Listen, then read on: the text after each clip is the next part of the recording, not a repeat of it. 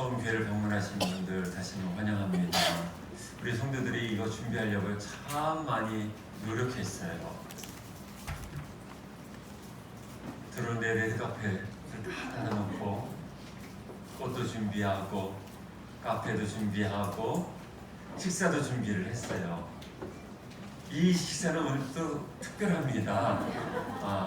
이게 아는 사람만 아는데요. 제가 또 원래 비밀을 잘 누설하는 사람입니다.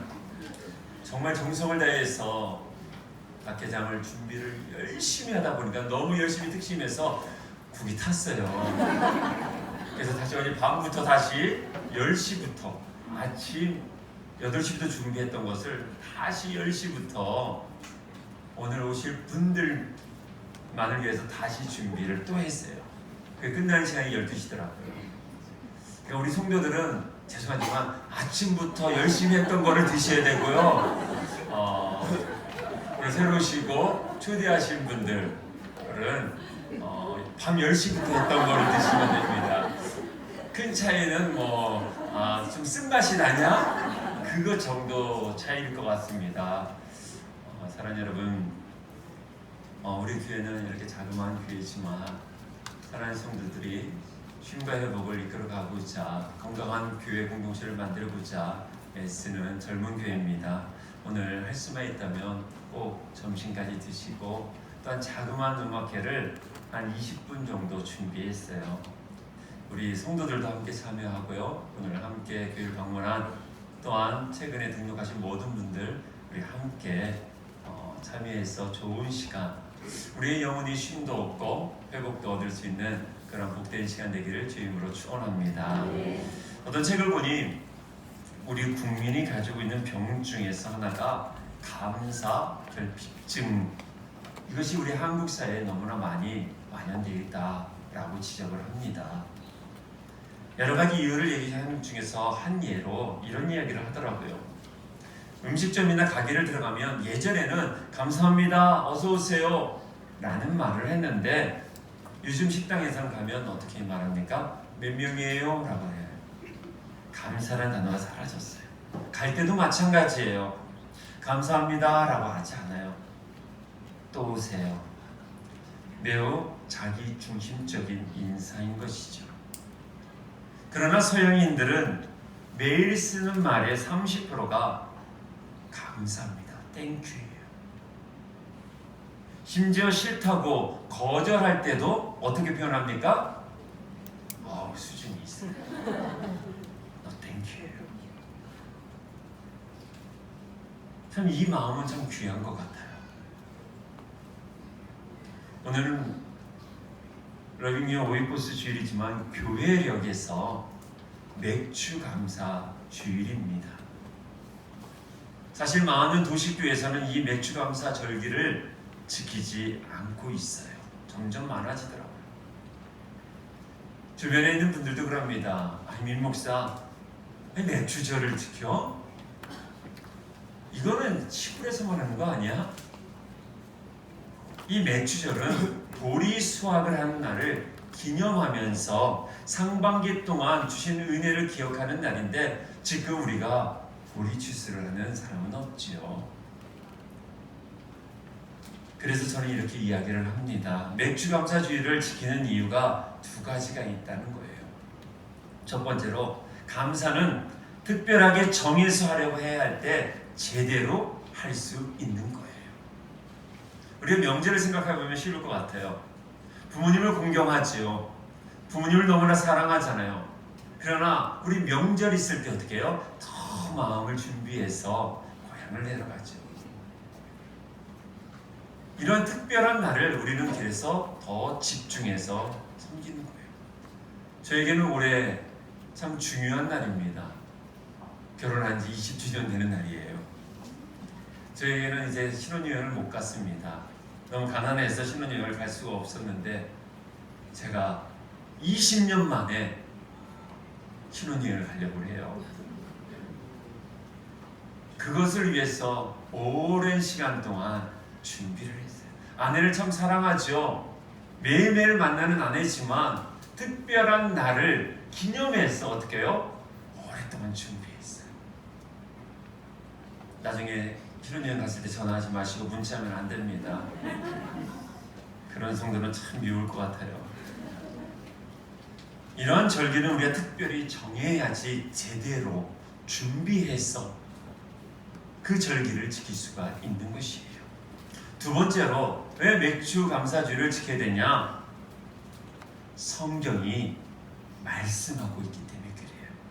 출애굽기 23장 16절에 맥주절을 지키라. 이는 내가 수고하여 밭에 뿌린 것에 첫 열매를 거둠이라 라고 기록하고 있어요. 왜 성경은 이 맥주절을 지키라고 1차적인 독자인 이스라엘 민족과 2차적인 독자인 우리들에게 말씀하고 있을까요? 간단합니다. 감사한 것을 우리가 잊어버렸기 때문에 맥주절기를 지켜야 한다는 거예요. 이 맥주절을 지키는 것은 이 절기를 지킴으로 인해서 감사를 다시 한번 생각하게끔 만드신 거죠. 문제는 감사의 내용입니다. 성경은 맥주절에 무엇을 감사라고 기록하고 있을까요? 성경은 이렇게 말하고 있습니다. 첫 열매를 거둔 것을 감사하라. 그 다음에 성도인 우리들이 가지고 있는 첫 열매는 과연 무엇일까요? 이거를 신약 성경에서 우리는 알 수가 있습니다. 사도 바울이 이런 고백을 했습니다. 고린도전서 15장 20절에 그러나 이제 그리스도께서 죽은 자 가운데서 다시 살아나사 잠자는 자들의 첫 열매가 되셨도다. 그렇습니다. 성도들의 첫 열매는 예수 그리스도예요. 내가 예수님을 알았다는 것, 예수 그리스도를 내가 영접하고 성도가 되었다는 것, 주님을 만났다는 것을 감사하는 것이 바로 맥주감사절의 영적 의미라는 것이에요. 첫 열매이신 예수 그리스도가 우리 가운데 있지 않습니까? 그것을 우리는 오늘 이 시간에 감사하는 것이죠. 오늘 본문을 통해서 그 감사에 대한 부분을 좀 더 구체적으로 알고자 합니다. 오늘 본문 22절, 23절 말씀 보면 이런 표현이 있습니다. 하나님을 잃어버린 너희여 이제 이를 생각하라. 이 본문에 22절과 23절에 아주 명확하게 얘기를 하고 있어요. 하나님을 잃어버린 너희여 이제 이를 생각하라. 그렇지 않으면 내가 너희를 찢으리니 건질 자 없으리라. 감사로 제사를 드린 자가 나를 영원롭게 하나니 그의 행위를 옳게 하는 자에게 내가 하나님의 구원을 보이리라. 아멘. 오늘 시편 말씀을 보면 감사에 대해 세 가지 대한 부분을 구분하고 있어요. 첫 번째로 우리는 감사를 잃어버리면 하나님을 잊어버리게 되어 있어요. 오늘 성경에도 기록되어 있죠. 하나님을 잊어버린 너희여 이제 이를 생각하라. 목회를 하면서 이러한 성도들을 봅니다. 감사를 참 잘하는 성도. 근데 이 감사를 잘 표현하는 사람이 믿음이 좋은 것을 알 수가 있어요. 반면에 교회 생활을 하면서도 불구하고 감사가 삶에서 나오지 못한 분들을 보면 영혼이 삭막해요. 교회를 다닌다고 해서 다 감사하는 게 아니다. 교회를 다니는 분이 대다수 감사를 더 잘하긴 합니다. 근데 누가 정말 감사를 잘하냐면요, 하나님을 기억하는 사람, 하나님의 은혜를 기억하는 사람이 감사를 잘 표현하는 거예요. 부모를 생각을 자주 하는 사람이 어떻게 해요? 부모에게 더 자주 전하는 거예요. 오늘 성경은 기록하고 있어요.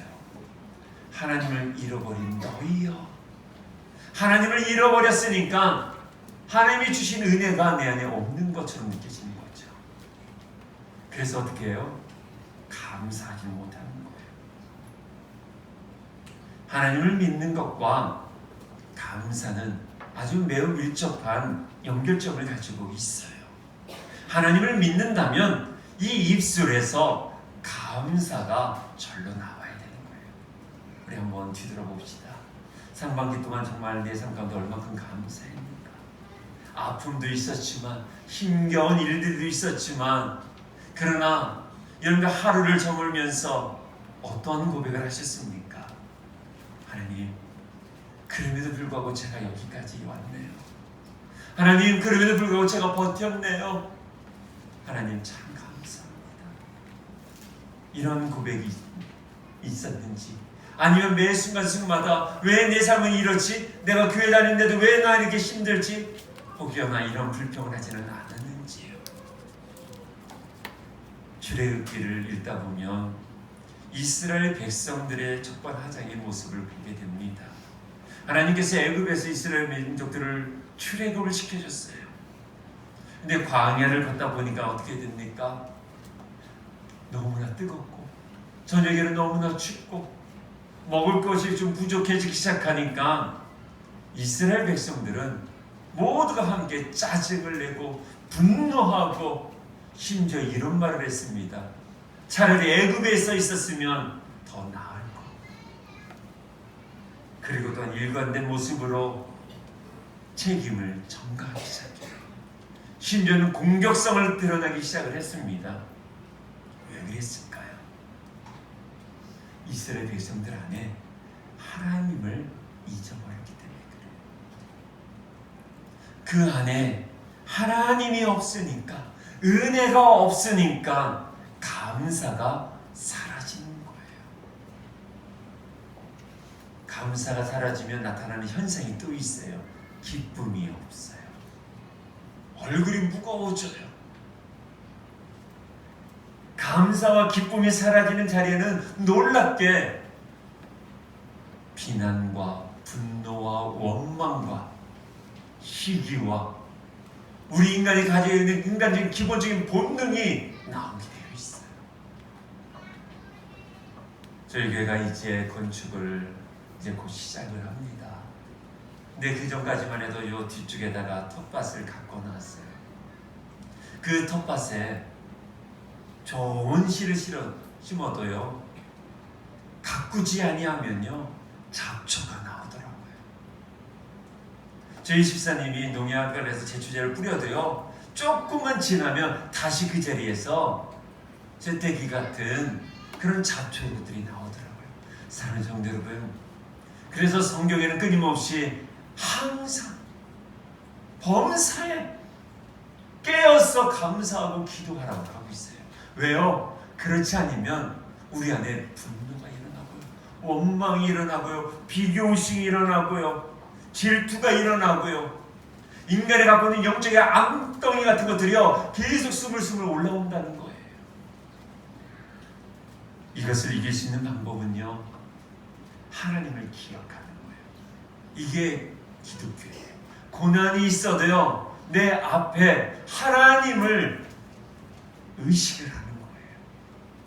그래서 하나님께서 나를 구원해 주셨다는 그 감격을 가지고서 살아가니 원망보다는 감사를 이야기를 하는 거죠. 감사가 있으면 기쁨이 있는 거예요. 또한 기쁨이 있고요, 그 안에 뭐가 있냐면 용납이 일어나는 것이고요, 용서가 일어나더라고요. 그래서 감사는요 어떻게 보면 감자처럼 같이 쭉 이어오는 것들이 너무나 많아요. 감사를 하면 기뻐요. 얼굴이 밝아져요. 그리고 용서가 있고요, 용납이 있어요. 근데 거꾸로 보면요, 왜 용서 못할까요? 그 안에 감사가 없어서 그래요. 감사가 없고 뭐가 있어요? 원망이 있어요. 누구를 탓하는 그런 것이 가득하니까 용서를 못하는 거예요. 그러니 기쁨이 없죠. 그러니까 그 가정이, 그 일터가, 그의 삶이 사막화되어져 가는 거예요. 그러나 사막화되어 가는 이 시점에 우리는 감사의 나무를 심어야 돼요. 그 안에 기쁨의 나무를 심어야 돼요. 그걸 애써야 되는 거예요. 사랑하는 여러분, 믿음은요, 제가 자주 얘기하는데 믿음은 명사가 아니라 동사예요. 아, 믿음 있다? 그 믿음이 있다는 게 무엇입니까? 성경책 들고 다니면서 교회 열심히 다니면 그게 믿음 있는 걸까요? 아니에요. 나의 삶의 자리에서 어떻게 해요? 감사를 하는 것이 믿음 있는 사람이에요. 고난이 있고요, 힘겹지만 감사하는 어제도 잠시 몇 분간 나눴지만 이슬람교는요, 제가 이제 터키 살 때 이렇게 그 사람들을 관찰해 봤는데 이런 모습을 가지고 있어요. 그들의 삶은 항상 모스크 중심으로 살아가요. 큰 거, 그러니까 여러분들 혹시 이제 외국 갔을 때 이슬람 사원을 봐서 이 종탑이 2개가 이상이 되는 거를 모스크라고 해요. 그리고 하나만 있으면 그거를 자미라고 해요. 어디를 가든 이슬람인이 들어가면요, 기본적으로 이 자미를 세워요. 그러면요, 그 자미를 보고 수많은 이슬람 사람들이요, 그 교회 중심으로 다 와서 살아요. 우리가 다 아는 것처럼 이태원에 가면 이제 모스크 하나 있지요. 근데 그 지역이요, 그렇게 개발된 동네는 아니에요. 낙후되어 있어요. 이태원 쪽에 보면 좋은 빌딩도 있지만 이 이슬람 사람들이 사는 곳은요, 정말 쪽방 같은 데서 살아요. 근데 이슬람 사람들은요, 절대로 불평하지 않아요. 그리고 돈 모았다고 해서요, 넓은 집으로 이사가지 않아요. 그들은요, 성전 중심으로 그곳에 머물러 있는 것을 감사하고 있거든요. 아무리 돈이 있어도요, 그들은요, 모스크가 없으면 떠나지 않아요. 그 땅을 더 사서 집을 짓는 절대로 그들은 우리처럼 저 평수 좋은 데로 다른 데로 교회에 멀리 가지 않아요. 그렇기 때문에 그들은요, 좀 극단적이긴 하지만 신념을 가지고서 그 폭탄을 가지고 자살을 하잖아요. 왜요? 그것이 알라에게는 큰 기쁨이 되고 자기에도 영광이기 때문에 기꺼이 내어놓는 거예요. 진리가 아닌 사람들도 그렇게 살아가는데 진리를 믿고 있는 예수 그리스도를 믿고 있는 우리들의 삶은 어떻습니까? 환경이요, 어렵다고 불평하십니까? 그러면 죄송하지만 믿음이 없는 거예요. 그 모습이 있으니까 세상 사람들이 보고서 교회 다니는 사람은 다 똑같다, 아니 교회 다니는 사람은 더하다라는 얘기를 하는 거죠. 힘겹지만 그 안에서 감사를 하고 그 안에서 찬송을 부르고 그 안에서 기쁨을 맛보고 내 안에 구원의 우물에서 물을 길어 올리는 사람이 바로 믿음의 사람이요, 하나님을 영화롭게 하는 사람이라고 성경은 기록하고 있어요. 이게 예수 믿는 거예요. 조그만 방이라 할지라도 그것에 내가 머리를 둘 수 있다는 그것이 얼마나 감사한지요. 사랑하는 여러분, 오늘 내가 이렇게 호흡하고 살아있는 게 감사하십니까? 오늘을 살지 못했던, 어제까지만 살았던 사람에게는 오늘이 얼마나 귀한 겁니까? 우리는 이 하루가 정말 감사해야 돼요. 그래서 오늘이 어떤 날이에요? 선물이라고 하잖아요. 선물 같은 오늘. 오늘을 살아가는 우리에게 정말 감사한 거 아닌가요? 내가 오늘 호흡을 하고 이 언덕 위에 자그마한 교회를 나오는 거 얼마나 감사합니까? 그렇다면 오늘 지금 이 순간을 여러분들 기쁨으로 살아가셔야 돼요. 그럴 때 내 안에 이루 말할 수 없는 하나님이 주시는 평안과 기쁨이 넘쳐나는 것이에요. 아까도 말씀한 이 감사는요, 용서와도 연결되어 있어요. 2015년 6월 17일 날 있었던 사건입니다. 미국의 흑인 교회였던 임마누엘 아메리칸 침례 교회에서 있었던 이야기예요. 수요일 날이었습니다. 저녁 9시에 성경 공부를 하고 있는데 백인 우월주의 청년이었던 21살 루프라는 청년이 성경 공부반에 들어옵니다. 다 흑인들만 있는 교회이기 때문에 백인이 들어온 것은 너무나 충격적이었죠. 근데 이 루프라는 청년이 성경 공부하고 있는 그 자리에서 그냥 총을 다 난사해버려요. 그로 인해서 목사님을 비롯한 9명의 성도가 목숨을 잃게 됩니다. 이거는 지금 미국 사회에 엄청난 큰 이슈가 됐던 거예요. 100일 우월주의였던 청년이 예배드리고 있는 그 예배당에 있는 흑인들을 향해서 총을 난사했죠. 얼마나 큰 뉴스가 된지 모릅니다. 그런데요, 그 뉴스보다도 더 큰 뉴스가 그 다음에 나와요. 재판하는 날이었습니다.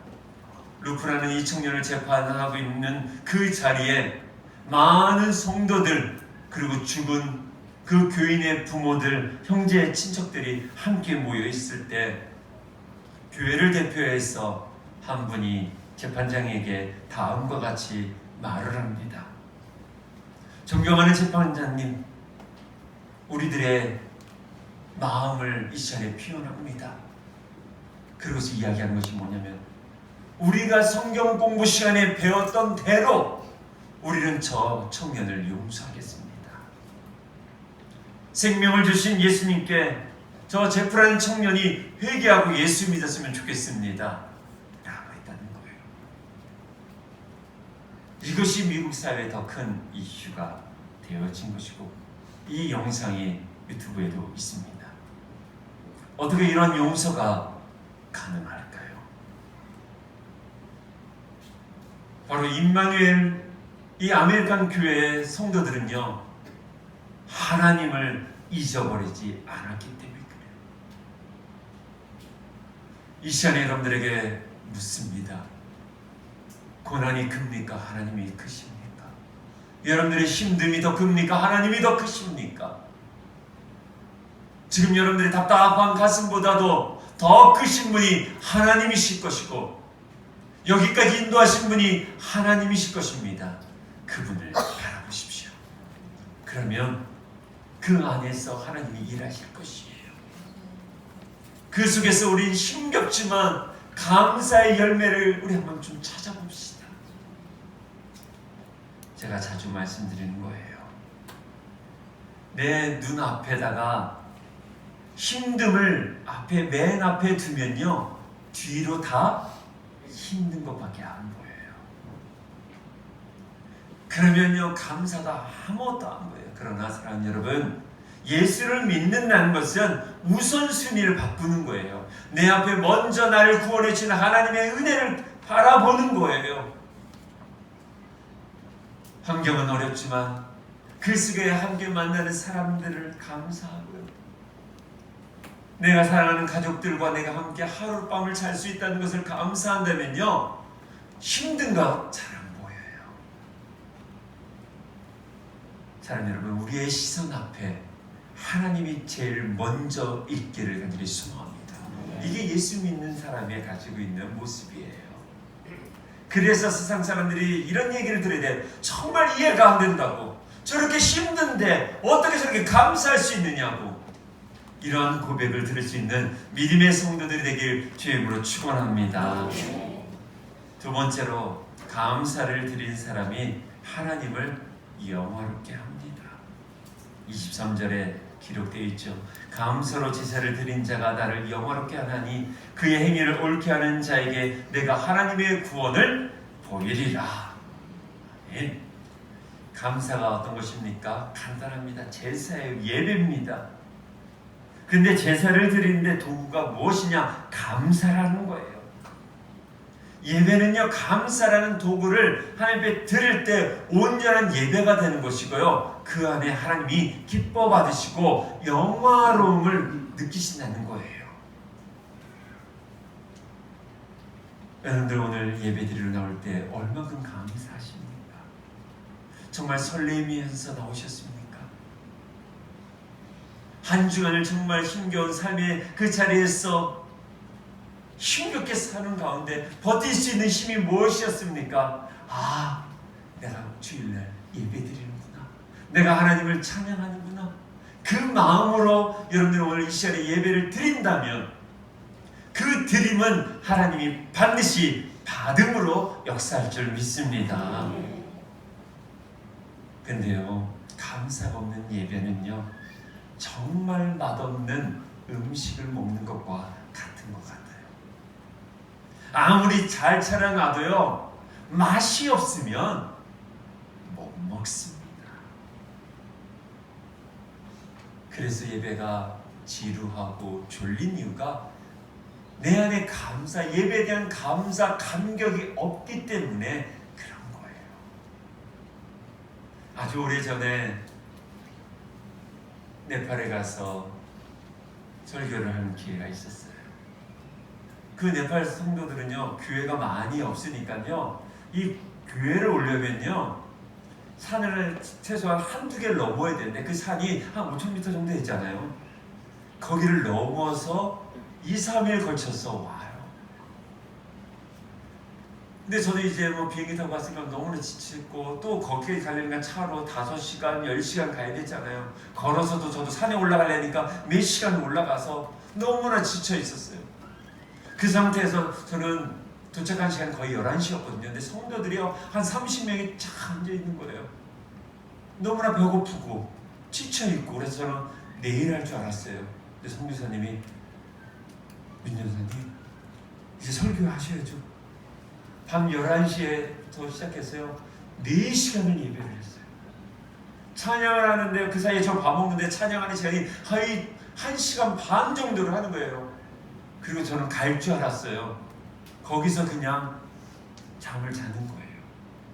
가지고 온 배낭에서 자면서, 교회 마당이나 마루 같은 데서 자면서요, 2박 3일간을 보내더라고요. 그들이 드린 예배가 얼마나 맛있었는지 몰라요.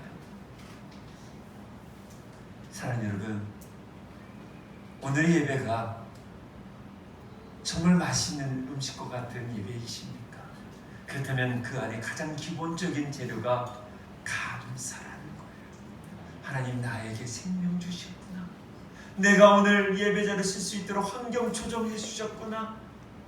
그래서 드리는 이 예배가 하나님이 받으시고, 그리고 우리에게 하나님은 복으로 내려준 줄 믿습니다. 사랑하는 여러분, 감사는요, 조건이 있어서 하는 것이 아니에요. 조건이 있다면 얼마큼 여러분들 갖춰야지만 감사할 수 있을까요? 얼마나 많은 형편과 물질이 채워져야지만 감사할 수 있겠습니까? 그렇지 않아요. 내가 생명이 있는 자체가 감사거든요.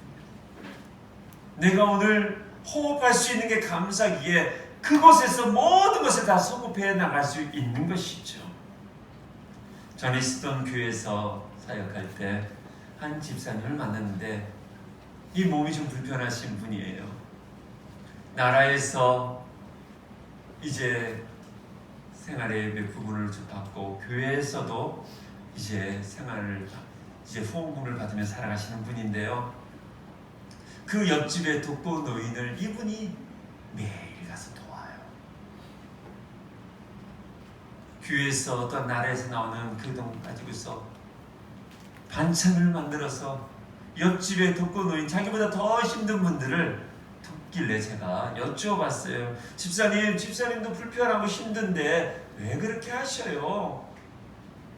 그분이 이런 말씀 하시더라고요. 목사님, 제가 지금 살아있잖아요. 그 말이 너무나 제 안에 훅 들어오는데 이루 말할 수가 없더라고요. 제가 살아있잖아요.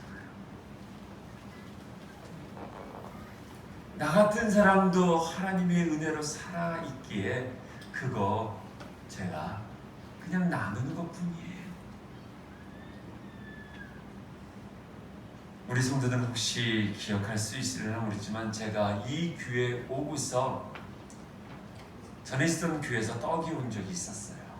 바로 그분이 몇 개월 동안 폐지 모아서 모은 돈으로 저희 교회에 떡을 보낸 거였거든요. 그 물질보다 하나님의 사랑이 더 컸기에, 내 형편보다 하나님이란 분이 더 크기에 그런 사랑을 하는 거고 품는 것인 것 같아요. 사랑하는 여러분, 이럴 때 하나님은요 기뻐하시고 그분을 통해서 하나님의 나라가 이루어져 가는 것이고 그분이 드리는 예배가 가장 맛있는 예배가 될 것이고 하나님의 영광이 나타나는 예배가 될 줄 믿습니다. 마지막으로 세 번째로 우리 기억해야 될 것은 감사라는 사람은 하나님의 구원을 보게 된다는 것이에요. 23절 감사로 제사를 드린 자가 나를 영화롭게 하나니 그의 행위를 옳게 하는 자에게 내가 하나님의 구원을 보이리라 했습니다. 이것이 기독교 비밀이에요. 우리가 감사를 할 때 하나님의 구원을 볼 수 있다는 거예요. 느낄 수 있다는 거예요. 과연 감사를 하는데 어떻게 구원을 볼 수 있을까요? 감사를 했다가 천국에 들어가는 거 또한 갔다 오는 거 아니잖아요. 근데 여러분들 우리가 가져야 될 구원 개념이 있어요. 구원은요 두 가지 개념이 있습니다. 첫 번째로 현재적 구원이 있고요, 미래적 구원이 있어요. 우리가 죽으면 예수 그리스도를 믿으면 우리는 어딜 가요? 하나님의 나라를 가는 거죠. 이게 미래적 구원이에요. 반면에 이 땅에서 감사하며 기뻐하며 살아가는 것이 하나님께서 원하시는 현재적 구원의 삶이라는 거예요. 오늘 말씀은 감사하는 사람이 이 땅에서 구원을 누리며 살아간다고 성경은 분명히 기록하고 있어요. 그것을 볼 수가 있고 느낄 수 있고 맛볼 수 있다는 것이에요. 요사이에 이단들이 참 많이 있습니다. 이단들의 특징이 무엇입니까? 현재적 구원은 어떻게 봅니까? 좋게 얘기하지 않아요. 이단들은 거의 미래적 구원만 얘기를 합니다. 그래서 심지어 교주를 믿으면 천국을 간다고 말합니다. 그러면서 어떻게 해요? 사회적으로 모든 관계를 다 끊기도 하고 재산을 바치기도 합니다. 그리고 천국만 바라보며 살라고 합니다. 아니요, 그것은 틀린 거예요. 물론 우리는 천국에 들어가야 합니다. 그러나 우리는 하나님께서 이 땅에서 천국의 삶을 살아가라고 우리에게 구원을 미리 주신 거예요. 그러나 난 아직은 아니기 때문에 우리는 계속 하나님의 나라를 바라보고 있는 것 뿐이지 여러분들의 가정에서 천국을 누리며 살아가야 되는 거예요. 이것을 할 수 있는 것이 바로 감사라는 거예요. 이 감사가 한자로 이렇게 되어 있습니다. 느낄 감, 살해할 이제 사가 됩니다. 가정 안에서 하나님이 일하시는 걸 느낄 때 고백하는 것이 감사예요. 그 감사를 하면서 어떻게 해요? 그 가정이 하나님의 나라가 되지 않겠습니까? 여러분들 가정에서 하나님이 일하시고 하나님의 은혜 주신 걸 느끼십니까? 느낀다면 여러분들의 가정은 바로 천국일 거예요. 근데 그걸 못 느끼니까 엄한 데 가는 거예요. 사랑하는 여러분, 여러분들의 일터에서 하나님의 사랑을, 하나님의 은혜를 느끼십니까? 그곳에서 그걸 느낀다면 여러분들의 일터가 하나님의 나라가 되는 거예요. 그 속에 속해 있는 사람들이 여러분들 중에서 감사하는 여러분을 통해서 어떻게 해요? 하나님의 나라를 맛보기 시작하는 거죠. 그러면서 그 땅이 바뀌어져 가는 거예요. 그 사무실이 바뀌어져 가는 것이고요. 그 지역이 바뀌어지는 것이에요. 그래서 그곳에 그리스도의 푸른 계절이 임하기 시작하고요. 그곳에서 정직이 일어나는 것이고요. 그곳에 성실이 일어나는 것이고 그곳에서 신뢰가 일어나기 시작하는 거예요. 그러다 보니까 어떻게 해요? 화목해지기 시작하죠. 그 안에 기쁨이 있죠. 웃음이 있죠. 그것이 어떤 것일까요? 하나님의 나라겠죠. 자녀들이 집에 들어가는 것을 싫어합니까? 그렇다면 여러분들의 가정은 아직 하나님의 나라가 임한 거 아니에요. 여러분의 남편이 집에 들어오고 싫어하십니까? 회개하셔야 돼요. 여러분들의 아내가 집에 들어오고 싫어하십니까? 남편들이요, 회개하셔야 돼요. 교회에 와서 하나님의 사랑을 느끼지 못하면 이 교회가 회개해야 되는 것이에요. 근데 이 교회에 들어오면서 하나님의 사랑이 느껴지고 정확하게 모르지만 뭔가 느껴질 때 참 좋다, 기쁨이 있고 왠지 쉼이 있고 회복이 있다. 그러면 이 신성교회는 하나님의 나라가 임한 곳이겠죠. 이것을 만들어가는 것이 우리들의 사명인 것이에요. 십자가 많이 세우는 것이 우리의 사명이 아닙니다. 여러분들이 일터에 들어가서 여러분들 통해서 하나님의 나라가 회복되어지는 거예요. 정직한 거래를 하고 양심 있는 삶을 보여주고 그것에서 감사를 끊임없이 고백하는 리더들이 계속 세워진다면 이 나라와 민족, 이 땅에 하나님의 나라가 임하지 않겠습니까? 성경에 하나님의 나라는 이렇게 표현하고 있습니다. 독사굴에 어린 아이가 손을 넣어도 물지 않는 세상, 사자가 함께 뒹굴 수 있는 세상. 예, 하나님의 나라는 그런 나라입니다. 가진 자와 가지지 못한 자들이 함께 감사하면서 살아갈 수 있는 이 나라. 정규직과 비정규직들이 서로를 존중해 주면서 서로 감사하면서 함께 힘을 내보자 하는 그 나라가 바로 하나님의 나라가 임하는 나라겠죠. 자녀들의 아픔을 이해하는 부모가 있는 가정, 하나님의 나라가 되지 않을까요? 아내가 남편의 그 힘겨워하는 사회생활을 이해하면서 월급 받는 그날, 여보 수고했어, 감사해, 그럼 얼마나 좋을까요? 아주 오래전에는요, 월급 봉투가 누런 것이 있었지요. 그거를 남편분이 집에 보다 좀 짧은 삥땅도 뜯었다는 얘기 들었어요. 이렇게 주면 아내가 고마웠다 근데 요즘 통장으로 찍히니 남편분들은 감사함을 못 느낀다고 하더라고요. 사랑하는 아내 여러분, 남편이 한 달 동안 수고했다면 여러분들 그날 여보 감사해요, 가족을 위해서 수고해 주셔서 너무 감사해요, 이렇게 고백했으면 그 가정이 하나님의 나라가 임하지 않을까요? 자녀들이 공부하고 왔어요. 학생이 공부하는 거 당연하지. 이게 아니라 그래 고생했어, 힘들었지, 고마워, 감사해. 부모가 그렇게 말한다면 그 가정이 하나님 나라 되지 않을까요? 교회에서 성도들이 수고했대, 목회자가 그분에게 감사합니다, 고맙습니다 라고 말한다면 그 교회가 건강한 교회 되지 않을까요?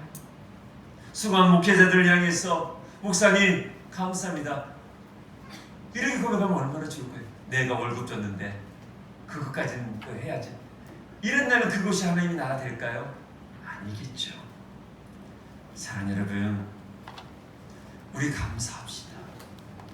제일 먼저 감사할 게 뭐예요? 내가 오늘 살아있다는 것, 나에게 호흡이 있다는 것, 나에게 사랑하는 가족이 있다는 것, 사랑하는 교회가 있다는 것, 나를 이 교회로 초대한 나의 사람들이 있다는 것, 우리 좀 감사합시다.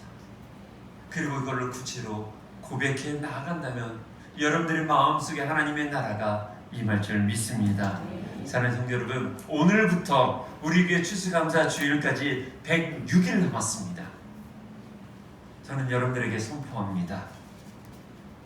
이 106일 동안 우리 정말 매일매일 가족들끼리 직장 가서도 감사를 계속 고백하는 훈련을 합시다. 분명히 감사의 기적이 일어날 것입니다. 사랑하는 여러분, 그래서 여러분들에게 방법을 제시합니다. 하루에 한 줄 이상 감사한 것을 5개 정도를 기록해 봅시다. 이거를 매일 하셨으면 좋겠어요. 감사 일기장을 만들어내고요. 우리 교회 지금 밴드에 감사 쓰기 있지 않습니까? 사랑하는 여러분, 106일까지만이라도 우리 한번 해봅시다. 매일매일 하셔야 돼요. 매일매일 힘들지만 내 감정이 힘들고 직장에서 어려움이 있어도요, 우리 106일까지만 우리 교회 감사 밴드에다가 5가지를 우리 감사 고백을 합시다. 내가 어떻게 하냐? 환경적인 감사보다 본질적인 감사를 하셔야 돼요. 즉 하나님을 생각하면서 감사를 하는 거예요. 기독교인들은요 그냥 감사하는 게 아니에요. 나 오늘 뭐 먹었다, 뭐 커피 먹었다, 그게 아니라 하나님을 투과해서 하나님을 생각하면서 거기서 나오는 감사를 끄집어내는 것이죠. 그래서 그 감사를 했으면 좋겠고요. 이것을 누구랑 해야 먼저 밴드에다도 올려놓지만 가족들이랑 매일 해주십시오. 가족이 흩어져 있습니까?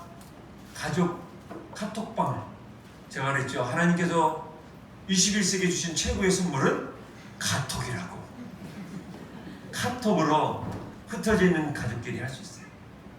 미국도 할 수도 있어요. 그렇잖아요. 미국에 자녀들 있으면 106일 동안만 가족 카톡방에다가 여러분들 5가지 우리 한번 해보자 얘들아. 믿지 않는 남편이랑도 한번 해보십시오. 이것을 가족끼리 하시고요. 그리고 나무 모임에서, 선교의 모임에서 우리 함께 있으면 좋겠어요.